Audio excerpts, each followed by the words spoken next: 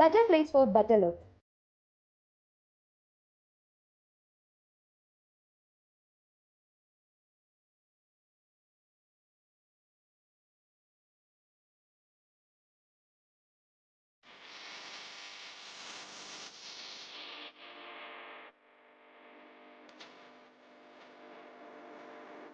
അടിമുടി മാറാൻ വടക്കാഞ്ചേരിയിലെ ആദ്യത്തെ ബ്യൂട്ടി പാർലർ ഇപ്പോഴിതാ ചെറിയ ഇടവേളയ്ക്ക് ശേഷം വീണ്ടും വടക്കാഞ്ചേരിയിൽ 30 years of legacy. All types of hair treatment, haircut, kids haircut, pedicure and manicure, dandruff treatment, bridal makeup and makeover. Better place for better look. Diana Beauty Care, Ashtapati Complex, Purayoram, Vadakkanchery. Mobile number 9633592827.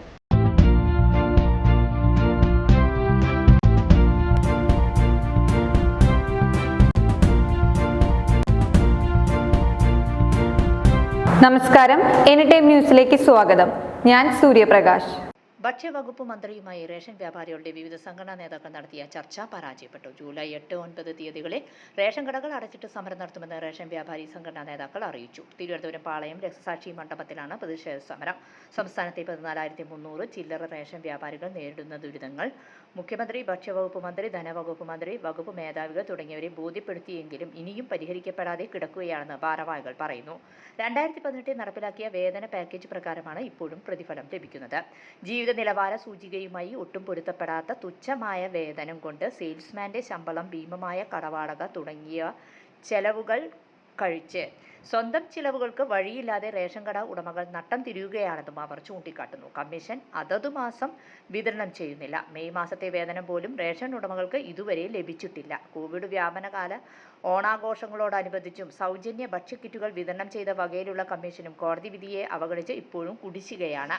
Kerala rationing order പരിഷ്കരിച്ച് KTPDS control order ഇറക്കിയപ്പോൾ നിലവിലുള്ള ലൈസൻസുകൾക്ക് പ്രതികൂലമായ പല ഭേദഗതികളും കൊണ്ടുവന്നു.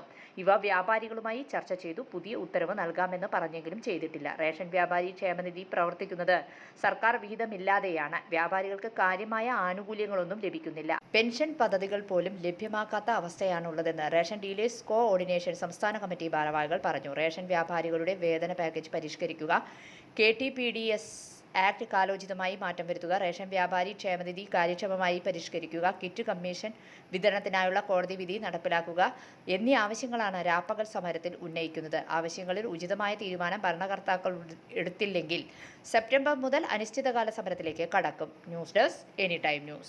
കൂടുതൽ വാർത്തകൾക്ക് ഞങ്ങളുടെ ചാനൽ സബ്സ്ക്രൈബ് ചെയ്യുക, ഫേസ്ബുക്ക് ഫോളോ ചെയ്യുക. വാർത്തകൾ വേഗത്തിലറിയാൻ എനി ടൈം ന്യൂസ്.